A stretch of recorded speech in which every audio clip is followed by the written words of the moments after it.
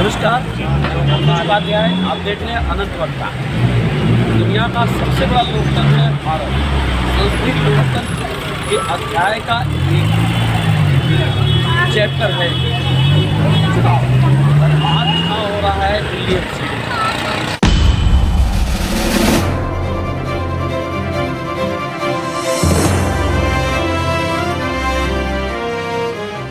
आपने वोट कर दिया? हाँ जी, दिखाइए। क्या नाम आपका? मेरा नाम रोहित है सर। जरा उंगली दिखाइए। आपने ये देखिए। बहुत अच्छी बात है। आपने वोटिंग किया है? हाँ जी, वोटिंग किया है। वोटिंग आपने किया है, किन बातों को ध्यान में रख के किया है? सर इन बातों को ध्यान में रखना चाहिए। देखिए एमसीडी का चुनाव है तो ऑब्वियसली सड़कों की व्यवस्था, साफ़ सफाई ये सब रहना चाहिए दिल्ली में। हालांकि इसी 5 साल की अगर हम बात करें तो बहुत कूड़ा सड़कों पे फैला हुआ देखा गया। शुरुआती 2-2.5 साल में ऐसा हुआ।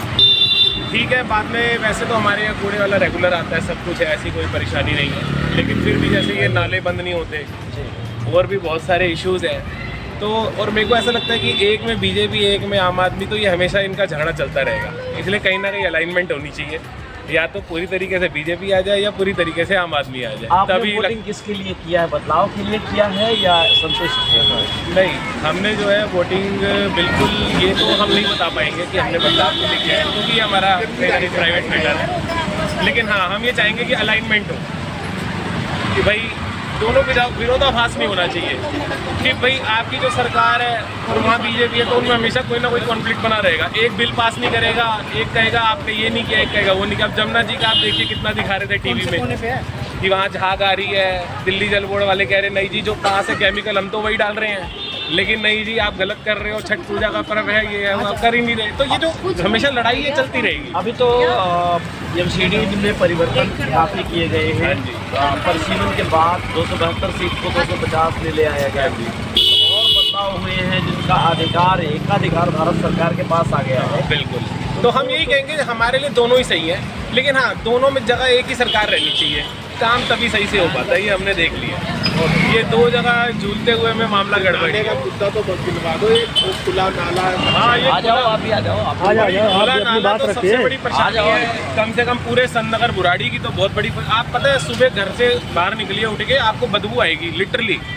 मतलब लोग ताज़ी हवा सांस लेने के लिए टहलने निकलते हैं घर से, और यहाँ पर नाले की बदबू मिलती है। तो आज तक किसी का ध्यान ही नहीं है इन चीज़ों पर। क्या नाम आपका? मनोज। आपने वोटिंग किया है? हाँ वोट किया, पर नोटा करें। नोटा, क्या बात है? कोई पसंद नहीं ये है आपको? 2 पाले में है ना, हाँ हाँ। बीजेपी और आम आदमी, कांग्रेस तो है ही नहीं है, तो आउट हो गई।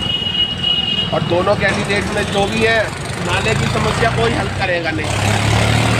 12 साल हो गए इन कॉलोनी को बसे हुए। मच्छर इतना भयंकर आता है यहाँ पे और इतनी गंदी बदबू, इस समस्या का कोई समाधान करके राजी नहीं है। वो नाला की पहले सिंचाई थी, उसके बाद ये नाला बना गया, सिंचाई अब है नहीं, खेती बाड़ी कोई है नहीं, वो ढकते हैं नहीं है, तो आसपास के लोगों का रहना ही इतना मुश्किल है यहाँ पे। और क्या समस्या पानी देख है पाते नहीं, हैं आप? पानी नहीं है। तो इन सारी चीज़ों के लिए नोटा दबा दिया। हाँ, जो मेन पे पानी आता है, अंदर गलियों तक पानी पहुँचता ही नहीं है। 4 साल से इस कॉलोनी में कोई पानी नहीं है। आपने जब नोटा दबा दिया है तो आपसे सवाल ही कोई मतलब का नहीं रह जाता कि आप दोनों ही निकम्मे हैं। संतुष्ट हैं? दोनों ही निकम्मे हैं।